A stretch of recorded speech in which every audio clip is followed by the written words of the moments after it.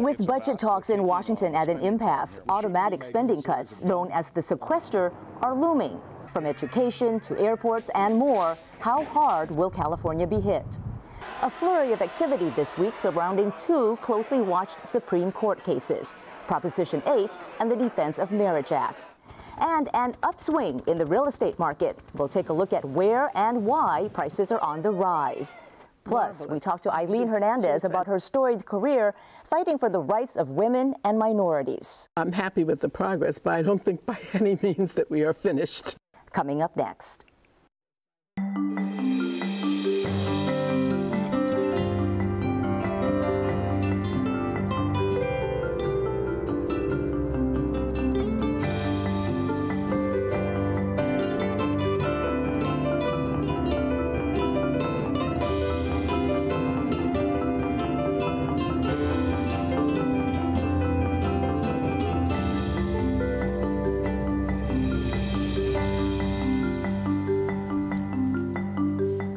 Good evening and welcome to This Week in Northern California. I'm Thuy Vu.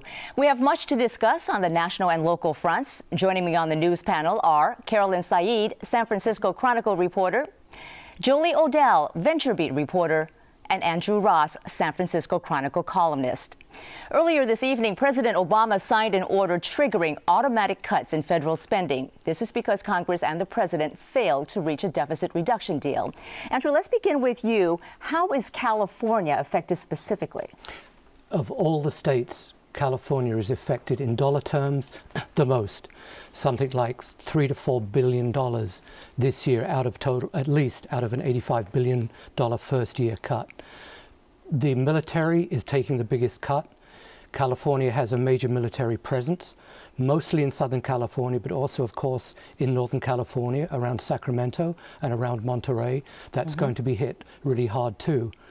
$87 million worth at least of education cuts, which means secondary education, some primary education, plus Head Start, plus special education. There are all sorts of cuts coming through. Will it affect the overall recovery in California? I think perhaps not so much, but I think a lot of people are going to be hurt. How they get hurt, how deeply they get hurt really remains to be seen, because I think the cuts are going to be rolled out fairly slowly and carefully. This has gone, I think, from an apocalypse to a slope, and I think the administration would just as soon see it being a bunny slope. Some specific numbers have been tossed out already, and you kind of touched on this. 1,200 teaching jobs at risk, 8,200 children will lose Head Start. Yes. Some of the cuts are taking effect immediately, but really, when will we feel the full brunt? Because furloughs probably won't happen for another month. I'm not sure anybody really knows when we're going to feel the full effect, because everybody's still in the planning stage. So, for example, when I called Oakland Airport and SFO, they had no idea what they were going to do. And I think they still know, because they're waiting for the TS, for the Transportation Security Administration and the FAA to basically tell them. So the FAA is working through its plans now. All they know is that something like 40,000 FAA workers are going to be furloughed for a day or two at a time. How this plays out at local airports, we just don't know. The airports don't know yet.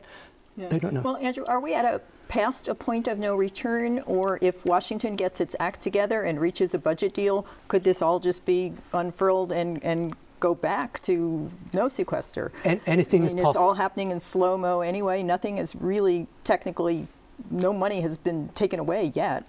If they reach a deal in 2 weeks, if they reach a deal in 3 weeks, would everything go back? Anything is possible. I'm a little doubtful that that's going to happen in the short term. Maybe in the longer term, as the cuts really start to be felt a little bit more, perhaps so. But right now, it seems to me both sides are pretty firmly entrenched in their positions.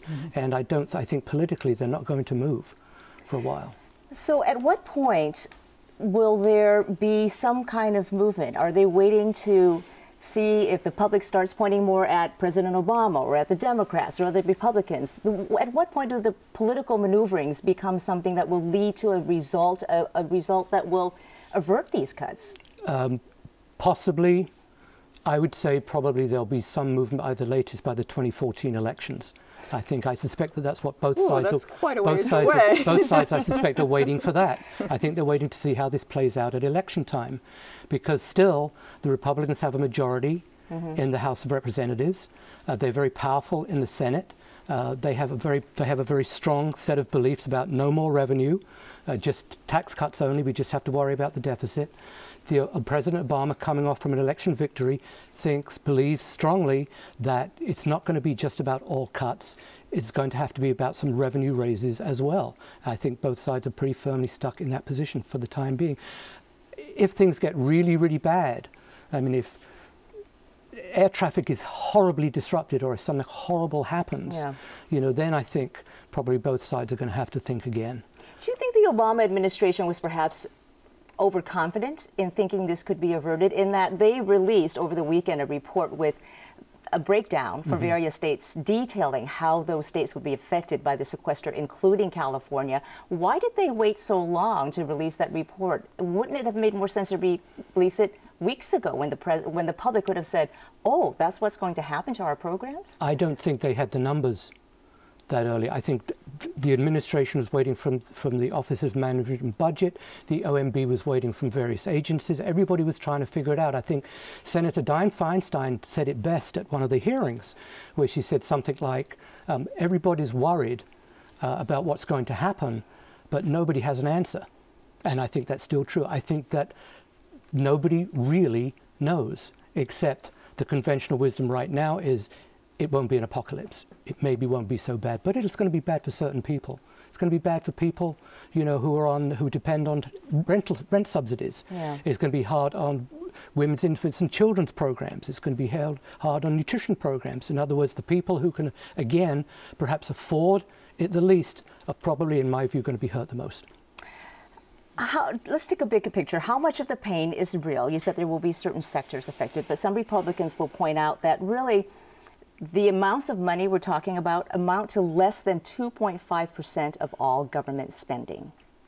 It's probably a little bit more than that, but that's just a percentage, and that's abstract. As I say, I think that probably a lot of people won't feel it, presumably if you're traveling, even if you're traveling business class on an airline and you're delayed for a few hours, or even if your flight is cancelled, you're going to be unhappy. If you go to Yosemite usually for a vacation with your kids, and there aren't as many park rangers and you can't go to as many places because either they're off limits or they've basically been ruined because there's so much garbage around because it hadn't been picked up, that hurts. Well, obviously, much more to come on this in the coming month or so. Andrew, thank you very much. Later this month, the U.S. Supreme Court will hear oral arguments on the question of same-sex marriage. And already this week, there's been a lot of movement as different parties filed friend of the court briefs in cases involving Proposition 8 and the Defense of Marriage Act. And Julie, some Silicon Valley companies also filed a brief. Who are they, and why are they so interested? Well, about 287 companies signed on to the brief about DOMA, the Defense of Marriage Act. And these companies are from a wide range of industries, but we in the technology community saw a lot of Silicon Valley representation. We saw Google, Microsoft, Twitter, Zynga, go down the line of public-facing consumer internet companies. It's like a roll call there. They're all speaking out very frankly about their support for same-sex marriage. And I think we all ask the question, well, what does any business have in such a personal political conversation? Their argument is this is also an HR conversation. It's about taxes, it's about benefits, it's about insurance, and they feel that they are shouldering an unfair burden in terms of human relations and human resources.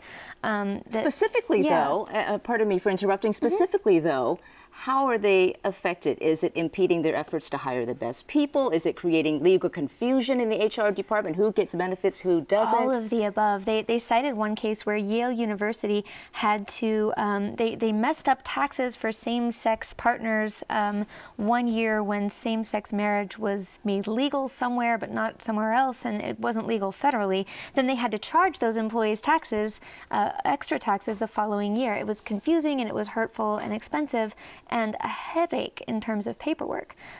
So that was the argument they made as businesses. Then they made a secondary argument that was a little bit more emotional, which was, it does affect our ability to hire because our values and our ethics and our mission statements are all about non-discrimination. We want to hire the best talent, whether it's gay talent or straight talent that is supportive of gay equal civil rights.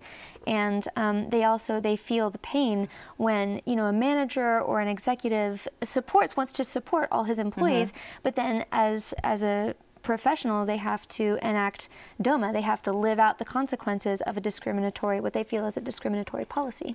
So, Joe, fire away. And Jolie, tell me if I'm wrong, but I think in the Prop 8 brief, there was more of an emphasis on the competitive nature of the workforce and how everybody's after the best and the brightest. And if you exclude some of the best or the brightest for these reasons, you're going to lose out as a business. And I think if you're excluding, we have to bring it back up again, if you're excluding LGBT people, you're excluding people who support LGBT people. And I think in California and in Silicon Valley, that's a huge issue.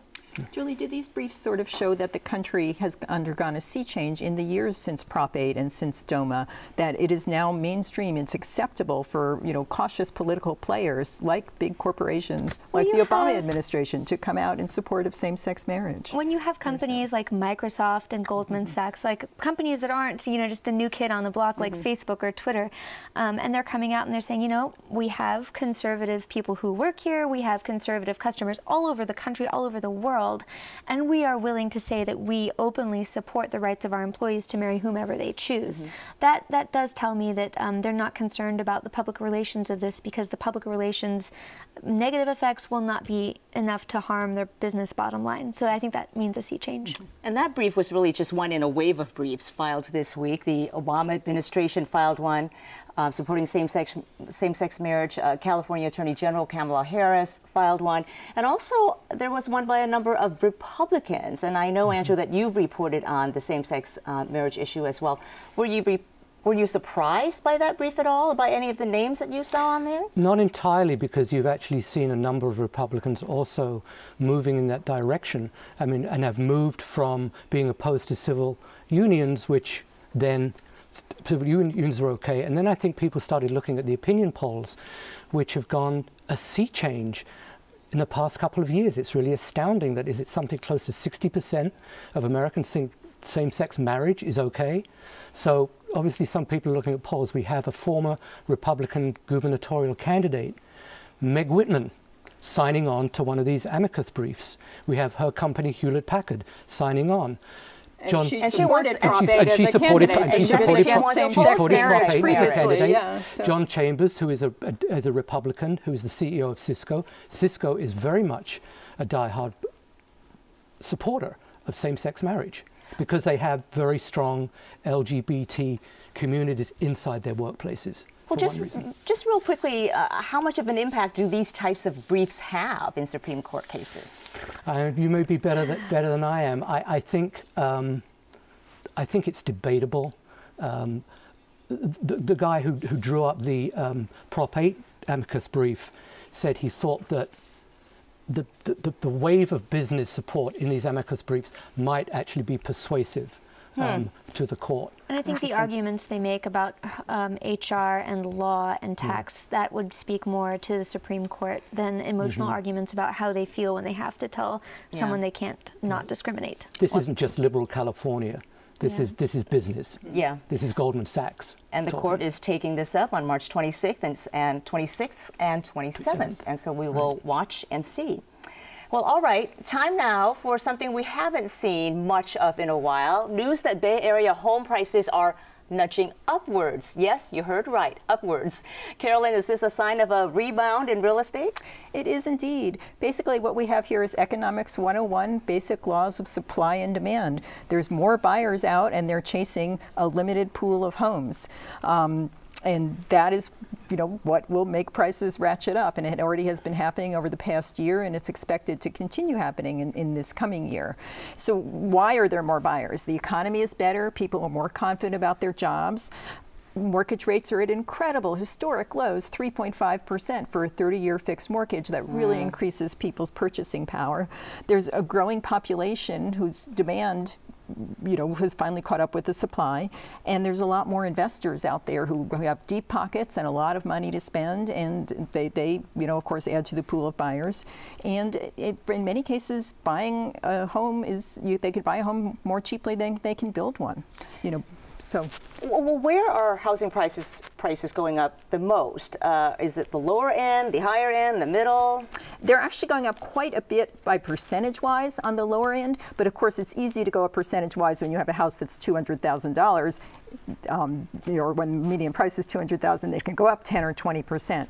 So there's different forces at work, but in all these cases, it's still the limited supply. So in the exurbs of the Bay Area, in Pittsburgh and Vallejo and Fairfield and Antioch, the places that were really, really hard hit by the housing downturn, housing prices are still half off their peaks, but they're coming up, like 10% a year, because that's where those deep-pocketed investors are going to buy cheap houses that they're going to turn into rentals. That's like Wall Street's newest infatuation, is treating single-family homes as multi-unit rentals. What about high-end homes, the $1 million plus homes? They're doing well. They're doing great too. And but of course, that's a different dynamic. In the market for one. So some Bay Area markets like Hillsborough, Portola Valley, the very, very elite Silicon Valley markets, and some parts of San Francisco, like Pacific Heights, they are actually above their peak values.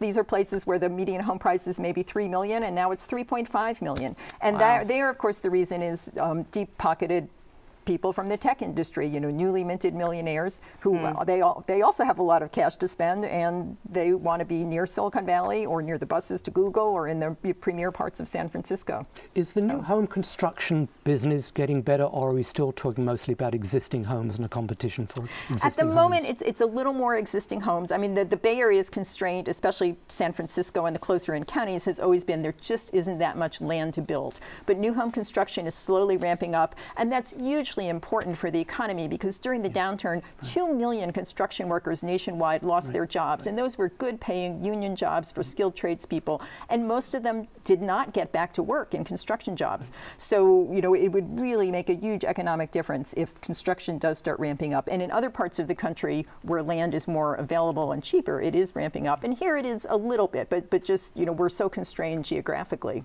So this is good news if you're selling, not so great if you're buying. Is it going back to the old days of multiple bids on a home and having to compete in that way? It is, and it also is hard for people who are first-time home buyers, because maybe they're using FHA loans where they're just putting down 3.5% and they're looking at these cheaper homes, and they're having to compete with the investors who are coming in with all cash. And a seller would always take an all-cash offer, even if it's a little lower, over a financed offer. So yes, you hear about bidding wars, just like the bubble days, you hear about 20 offers, you hear about homes going for 20% over asking, and the realtors make that happen a little bit too. Sometimes they price homes under market specifically to incite bidding wars, and it works. It draws out this feeding frenzy. So it is hard for the people looking, but on the other hand, they still have the advantage that interest rates are so low, so their effective buying power is much stronger. Well, bottom line, if you want to sell now in the spring when most people are looking anyway. Yeah, and the spring is a big deal, because the hope is that more people will choose to put their homes in the market, and that will help with the tight inventory situation. All right, we'll see. Carolyn, thank you. Well, this week, PBS premiered the sweeping documentary, Makers, Women Who Make America. It's a film showcasing some of this nation's most influential women, including Bay Area resident Aileen Hernandez, who has dedicated herself to fighting for civil rights. You do your best to get something done. And if it's not moving, you don't stay there and keep waiting for it to move. You go out somewhere and start pushing them to move. Among the many roles in her storied career, she also served as president of the National Organization for Women. I had the privilege of sitting down with her today. Ms. Hernandez, it's a pleasure to have you here. Well, thank you so much. I'm delighted to be here. You've lived quite a life. You've been a warrior against discrimination and inequality for so many decades. Where does that drive come from? It actually comes from my getting angry. And goes back to when I first went to Howard University, which is where I went to school, and learned that the Washington, D.C., the capital of the United States, was totally segregated. And what really hit that home for you? It was getting off the train as we got ready. My father took me, so we were getting off the train, and he was asking about how we got up to Howard University, and they told him that he had to go look for the black taxi cab. So being New Yorkers at that time, we just thought the cab was the color of black. It turned out, no, that was not the issue, that if you wanted to go up to Howard University, no taxi driver who was white was going to take you. Well, your mother also was a firecracker. You told me an interesting story about how when you lived in New York, your neighbors actually petitioned to get your family out of the neighborhood. Yes. How did your mother respond? This is not going to sound like very ladylike. And what my mother did was she took me by the hand. She took me down to the person who had come up with this idea of having a petition, and she walked right in and into the kitchen, and she said to him, what made you decide that you should have us not living in this neighborhood? Who are you to make that decision?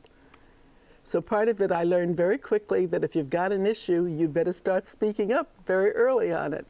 What was nice about the end of it was the principal at the school called all of the people together and told them that if they tried to get us out of the neighborhood, he would make sure that we could go into his house and we could still stay there. How did you become involved with the International Ladies Garment Workers Union? Because that's really how you first became well known. Well, actually, I became involved with the International Ladies Garment Workers Union because I was sitting in the library at NYU, the New York University, doing a paper, and I got bored. So I said, I need a little time off.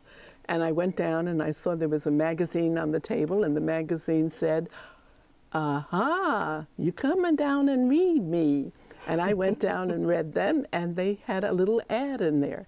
And the ad was, are you an oddball? Would you like a job that doesn't pay much money, but will give you great human involvement? I said, they're talking to me. So I read that. I left New York University, and I went down because it said at the end of it, just fill out this and let us know. And I went down, and they were setting up a whole year of training for anybody who wanted to work for the union. So that's how I got in, and then once I got out, because it was a whole year, of course, at the end of it, you got a job, and you could go any place that the ILG was. And I, of course, being in New York, went to California because it was a long distance away, and I wanted to see California. And it was with the union that you became friends with Eleanor Roosevelt. Oh, yes. She was very much involved, incidentally, in organizations and the unions particularly. And I kept meeting her over my years. I spent a lot of time with her on the committees that were coming up about women. She headed one of the committees that John F. Kennedy held, not for the union, but for the women's movement. And what was she like? Marvelous. She was fantastic. I was in love with her and her husband already because I used to wave at them when I was in elementary school. He was the governor before he was the president. The governor of New York. Governor of New York, and so we would be allowed out of class to go down and wave at them when they were in New York City. That's a great story. In 1964, President Lyndon Johnson appointed you to the newly established Equal Employment Opportunity Commission. There were 5 commissioners. Right. You were the only woman. What was that experience like? Very interesting, to say the least. That was not unusual. There were not too many women in any place in Washington in those days, or in most of the other organizations either. But I was doing this in San Francisco, essentially, but without anything related to women. We didn't have a law in San Francisco that gave us the right to look at issues about women. But I have been doing much of it, and I was really surprised that so many people were so much unaware of what was going on in terms of women's opportunities to keep going up the ladder like the men were given the opportunity to do. After the EEOC, you moved on to the National Organization for Women, NOW. How did that come about? Because you served as president. Well, I was going to say it didn't exist. So what happened was we helped put it into place. And again, I found Mrs. Roosevelt there because it was her committee that all of us were from all over the United States, all of us were coming in for a committee that John F. Kennedy had put together on women. And it was there I had an opportunity to speak about what was not happening with the new law that had just been passed. And as a result of that, everybody got angry and decided we needed to have something that would change that. And just real quickly, are you happy with the progress we've made, or much more needs to be done? Well, I certainly am I'm happy with the progress, but I don't think by any means that we are finished. There's a lot more that we have to do on all of those levels, and I think it would be very nice if we just went ahead and did that. That's what the laws are supposed to be. We're supposed to be the country that's in front of everybody on making those changes. And I think we have taken too long to get there. But certainly you were in the thick of it and had a big hand in making sure those changes happen. Aileen Hernandez, it's been a privilege and a pleasure. Thank you so much. Well, thank you for giving me the opportunity to be here. One more note, on March 11th, Aileen Hernandez will be a guest on KQED Public Radio's Forum program on 88.5 FM. And that wraps up our program for tonight. I'd like to thank all of my guests for being here. Always good to see you guys. And finally, we wanted to leave you on a light note.